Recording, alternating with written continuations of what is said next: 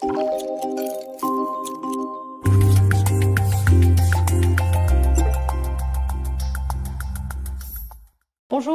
bienvenue dans ce webinaire destiné aux patients atteints d'une maladie auto-inflammatoire concernant l'activité physique.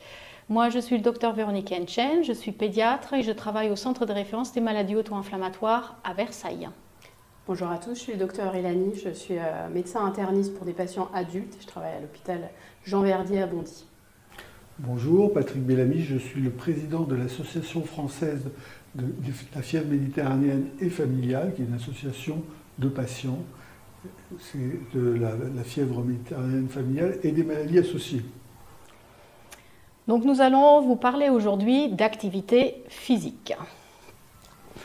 Alors, quelle différence faites-vous entre le sport et l'activité physique ? Alors ce qui est connu pour les gens dans la presse partout, c'est effectivement l'activité sportive. On a parlé beaucoup des Jeux Olympiques et finalement du sport.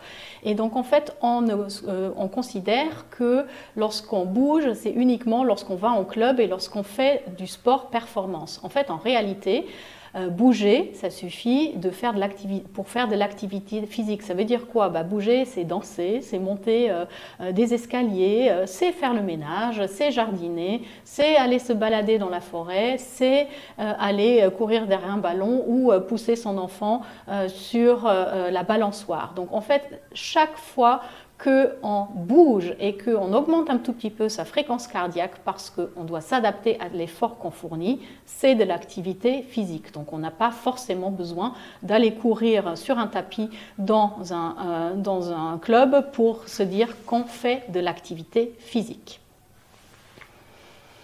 Alors, Dr Elani va nous expliquer ce que dit l'Organisation mondiale de la santé sur l'activité physique. Donc, il y a des recommandations qui ont été émises par l'Organisation mondiale de la santé sur l'activité physique qui doit être réalisée par les enfants et par les adultes. Donc, chez l'enfant, on recommande au moins 1 heure par jour d'activité physique d'intensité modérée à soutenue. Et en plus de ça, au moins 3 fois par semaine, des séances d'activité physique d'intensité soutenue. Chez l'adulte, plus de 150 à 300 minutes d'activité physique d'intensité modérée par semaine et 75 à 150 minutes d'activité physique d'intensité soutenue par semaine, avec en plus, donc pour des exercices d'intensité faible, le renforcement musculaire et les étirements musculaires. Donc, comment est-ce qu'on classifie l'exercice physique, l'intensité des exercices physiques? Donc, on les classifie en intensité faible, modérée et haute. Donc, les exercices de faible intensité, c'est tout ce qui n'entraîne pas d'essoufflement, il n'y a pas d'augmentation de la fréquence cardiaque. Et donc, ça concerne la marche lente, les balades, les étirements, mais aussi la pratique du yoga, ou en tout cas certaines poses les plus simples de yoga. En ce qui concerne l'intensité modérée, c'est ce qui va provoquer un essoufflement modéré qui permet quand même de poursuivre une conversation normale. Donc ça pourrait être de la marche rapide, faire de la natation un peu calme, une balade en vélo ou des pilates. Et enfin, la haute intensité, il y a un essoufflement important, on ne peut pas poursuivre la conversation. La fréquence cardiaque est élevée et là, ça va être la course à pied, la corde à sauter. Ou d'autres sports du même type. Alors, à votre avis, quel avantage pour la santé d'avoir une activité physique régulière? Alors, en fait, les avantages sont les mêmes que dans la population générale. On sait que l'activité physique régulière va entraîner une diminution du risque d'un certain nombre de maladies, comme les maladies cardiovasculaires, le diabète du type 2, les cancers, le cancer du sein notamment ou le cancer de la prostate chez l'homme. La démence sénile est aussi diminuée en cas d'activité physique régulière. Des pathologies liées au stress et à l'anxiété. Et là, il y a actuellement des études en cours qui tendent à prouver que les activités en plein air ont une meilleure efficacité dans ce cas-là que les activités indoor. Les dépressions, ça c'est quelque chose qui est vrai chez l'adolescent en tous les cas. Je ne sais pas si c'est le cas chez les adultes aussi pour la dépression. Mais c'est vrai. C'est également le cas chez l'adulte. Parce que chez l'enfant, c'est clair. Et donc, en fait, globalement, l'activité physique régulière permet d'avoir une augmentation de l'espérance de vie, mais pas seulement de l'espérance de vie, mais aussi de la survie, ce qu'on appelle la survie en bonne santé. La qualité de vie, quoi. La qualité de vie, tout à fait. Alors, à titre d'exemple, il y a des études aujourd'hui qui sortent, mais je vous ai choisi celle-ci parce qu'elle est franco-française. Pour une fois qu'on a une étude médico-économique franco-française qui a permis de prouver que lorsqu'on fait du vélo, par exemple, tout simplement régulièrement, en fait, chaque kilomètre de vélo parcouru peut économiser 1 euro de coûts sociaux à la santé. Donc en fait, la sécurité sociale va devoir rembourser 1 euro de moins par kilomètre de vélo, alors mécanique, parcouru, désolé. Donc la modélisation, là, veut dire que si on réussit à transformer 25% de nos trajets en voiture de moins de 5 km en vélo, en fait, ça éviterait par an 1800 décès supplémentaires et ça permettrait d'économiser à la sécurité sociale 2,6 milliards d'euros. Alors, il y a d'autres avantages de laisser la voiture au garage et de prendre le vélo, mais on ne va pas en parler d'ici. Mais bon, voilà, pour le réchauffement climatique, ça a aussi, en fait, une vraie conséquence derrière. Donc, seulement un quart de nos trajets, ça va faire vraiment des économies de santé globale et aussi des économies sur le réchauffement climatique. Quel bénéfice spécifique si on a une maladie auto-inflammatoire dans le fait de faire du sport? Donc probablement déjà les mêmes bénéfices que ceux de la population générale qu'on vient de citer, mais la pratique d'une activité physique régulière, ça pourrait également permettre un meilleur contrôle de la maladie inflammatoire. Ça pourrait également, par une réduction du stress, diminuer le nombre de crises. Ça permettrait aussi une diminution des douleurs et de l'inconfort qui sont liés directement au déconditionnement physique, mais on va en parler juste après. Diminuer la fatigue qui est très importante dans les maladies auto-inflammatoires. Et comme dans la population en général, ça peut en tout cas être responsable d'une diminution du risque cardiovasculaire à l'âge adulte. Et en particulier sur les questions, par exemple, articulaires, parce que comme la FMF a un retentissement articulaire, c'est quelque chose de bénéfique aussi. Donc, à intensité adaptée, la poursuite d'une activité physique, même chez les patients qui ont des atteintes articulaires, pourrait diminuer les douleurs à long terme, même si le début pourrait être un peu difficile, et donc finalement s'améliorer dans ses performances sportives, ou en tout cas un meilleur confort dans l'activité physique plus tard. Alors moi j'avais envie de faire un petit point sur la fatigue, parce que c'est peut-être contre-intuitif de se dire que si on est fatigué, qu'une activité physique permet d'améliorer la fatigue. Mais si, c'est vrai, ça a été démontré parce que ça améliore la qualité du sommeil et donc du coup on est moins fatigué parce qu'on dort mieux, première chose. Et deuxièmement, puisque ça diminue l'anxiété et le stress, on va aussi avoir une fatigue qui va diminuer. Donc même si on est fatigué, finalement l'activité physique va permettre de transformer cette fatigue, je dis toujours à mes patients, en une bonne fatigue qui permet du coup de dormir. Oui. Il y a fatigue et fatigue. Il y a fatigue et fatigue, exactement. Alors, est-ce qu'il y a des problèmes liés à la pratique de l'activité physique avec une maladie auto-inflammatoire? Donc, des problèmes peut-être pas, mais en tout cas des questions ou des limitations peut-être. Donc d'une part, chez certains patients, on a pu retrouver que l'exercice physique, particulièrement lorsqu'il était intense ou alors très inhabituel, pouvait déclencher des crises. Quand il y a une crise, c'est difficile de faire de l'exercice physique et il y a le plus souvent une diminution de l'activité physique, voire même un repos parfois au lit pendant quelques jours. Au-delà des crises, on peut avoir dans certaines situations des douleurs dans les muscles qui surviennent dans les jours qui suivent un exercice physique. Et puis on vient d'en parler, effectivement, certaines maladies, notamment la FMF, peut être associée à des atteintes articulaires. Et donc c'est plus difficile de faire certains exercices physiques lorsqu'on a des douleurs articulaires.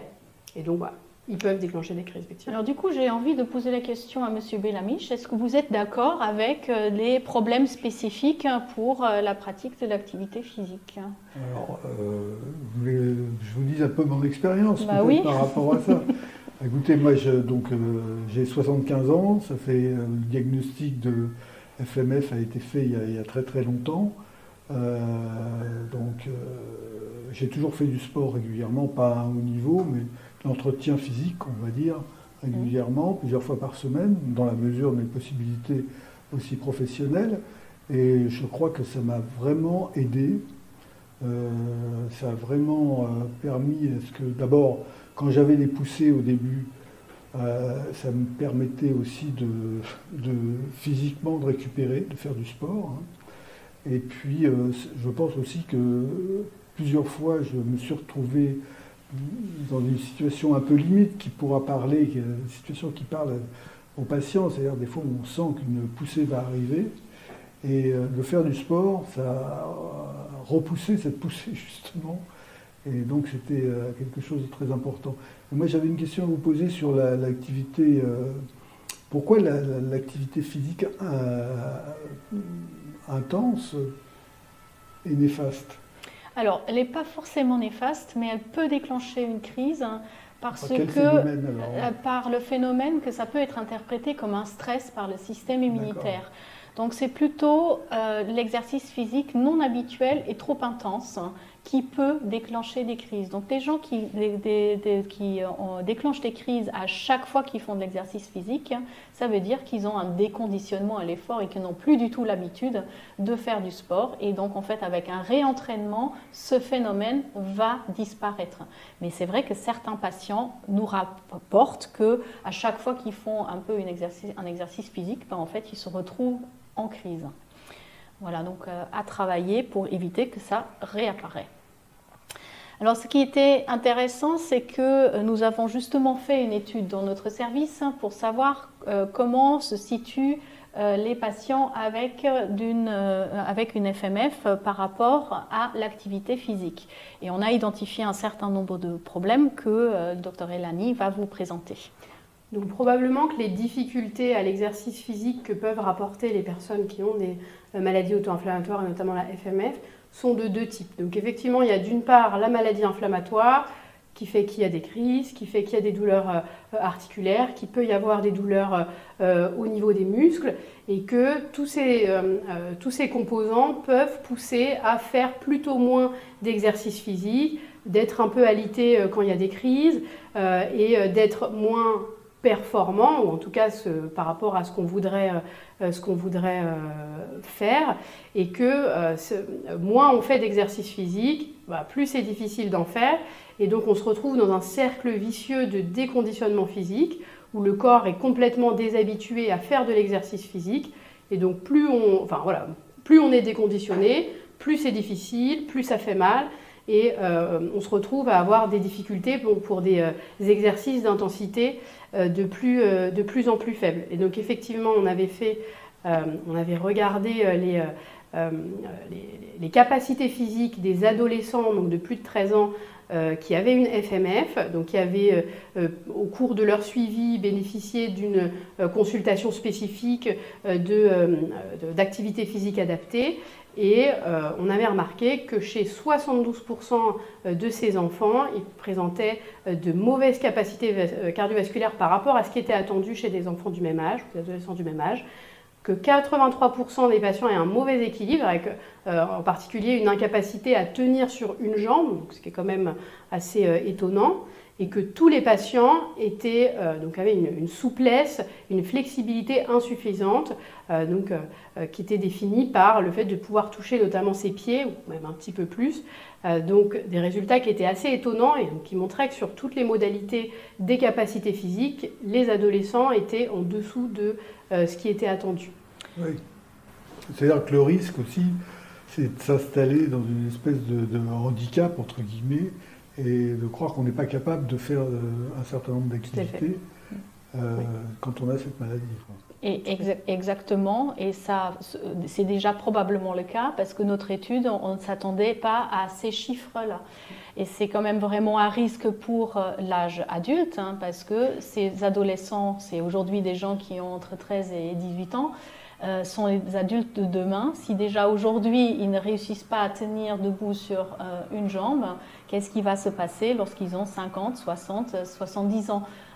Donc en fait, il y a une vraie inquiétude à avoir de ce côté-là. Donc du coup, on arrive comment adapter l'activité physique avec une maladie auto-inflammatoire. Qu'est-ce qu'il faut faire du coup, hein? Donc allez, vas-y Inès. Donc effectivement, il faut probablement différencier, c'est ce qu'on disait au début, hein, le sport et l'activité physique. Et quand on veut se remettre au sport, on a parfois l'envie ou l'impression qu'il faut faire du sport qui fait mal. Aller à la salle de sport, faire des choses parfois qui ne nous plaisent pas. Je pense qu'une des choses importantes, c'est de trouver une activité physique qui nous plaît nous. Puis c'est pas grave si c'est pas le sport en vogue, c'est pas grave si c'est pas un vrai sport. Et des conditions agréables, que ce soit dans un club, un groupe collectif, ou en fonction des besoins et des envies des personnes. Il faut probablement prendre les opportunités qui nous sont offertes hors d'une activité physique réglementée. Donc prendre les escaliers quand c'est possible, faire de la marche plutôt que de prendre le métro, prendre le vélo si c'est possible à la place de la voiture. Et effectivement, le piège, ce sera de débuter trop vite ou trop fort une activité physique qui pourra être responsable d'un découragement parce qu'on n'y arrive pas, parce que ça fait mal et que c'est difficile. Donc y aller progressivement. Chez tous les patients, et particulièrement chez les patients de plus de 40 ans, une consultation médicale sera indispensable pour effectivement rediscuter de quelles activités physiques sont le plus appropriées au moment où on a envie de reprendre le sport. Si l'exercice physique qu'on a fait entraîne des douleurs, il ne faut pas se décourager, il faut persister, mais peut-être aller à un palier plus bas. Et puis au moment des crises, évidemment, on n'est pas aussi performant, on n'est pas aussi motivé pour faire beaucoup de sport que d'habitude, mais on peut toujours poursuivre les activités physiques de faible intensité, donc la marche et les étirements, donc on a vu qui manquaient chez les adolescents avec la FMF. Oui, ça veut dire qu'il faut être aussi à l'écoute de son corps et de ses limites, quoi. Tout à fait. Exactement. C'est vraiment en fonction de la tolérance qu'on va pouvoir peut-être augmenter l'intensité des séances, mais ne pas tomber dans le piège du découragement parce que c'est trop dur. On peut commencer plus bas. Donc effectivement, l'autre question va être qu'est-ce qui se passe si on a déjà un déconditionnement à l'effort, ce qui est d'ailleurs déjà le cas, comme on a vu chez beaucoup d'adolescents avec une FMF. Donc, il va falloir adapter spécifiquement. On a parlé du cercle vicieux, il faut réussir à sortir de ce cercle vicieux. Donc, l'important, c'est vraiment là la persistance dans l'exercice à intensité adaptée. Ce n'est pas la peine d'essayer de courir un marathon tout de suite, hein, ce n'est pas ce qu'on vous demande.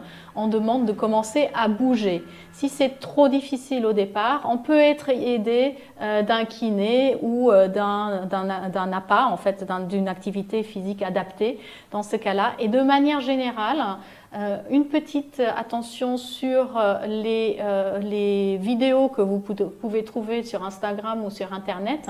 Les programmes de remise en forme en ligne ou en salle de sport ne sont pas adaptés. Ils sont à trop haute intensité au départ. Donc clairement, ce que vous voyez sur Internet, même si c'est soi-disant un programme pour se remettre en forme, le plus souvent c'est fait par des sportifs de très haut niveau qui ne se rendent pas compte de ce que ça veut dire être déconditionné. Donc en fait, faites à votre rythme, doucement, mais tout le temps. Ou en tout cas peut-être identifier des cours collectifs qui peuvent, éventuellement en salle de sport, mais qui prennent en compte les capacités physiques initiales et qui proposent à chaque exercice une variante pour les personnes pour qui ce serait trop difficile. Et donc ça existe. Hein, donc avec des professionnels qui peuvent prendre en compte le fait qu'on n'a pas tous les mêmes capacités le jour du cours. Alors, est-ce qu'il y a des sports interdits ? Alors, c'est une question qui revient très très souvent en consultation et je pense que vous devez les avoir aussi à l'association. Alors, de manière générale, il n'y a aucun sport interdit.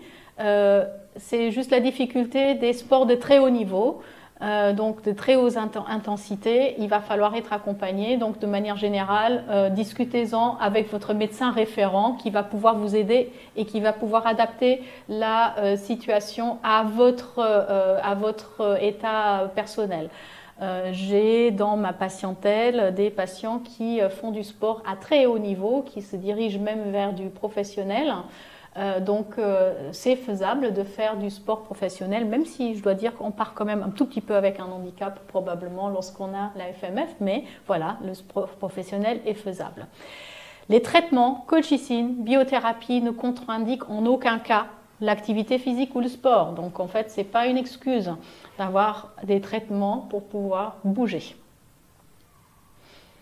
Et puis la dernière question qui vient tout le temps. L'école. L'école, que vais-je faire avec mon prof de PS? Le PS fait partie intégrante du cursus scolaire et donc il n'y a pas besoin, puisque après j'espère qu'on vous a convaincu après le dioparama qu'il n'y a pas besoin de dispense lorsqu'on a une FMF. Sauf exception, et c'est des exceptions qui ne sont pas liées à la FMF, c'est parce qu'on a autre chose associée.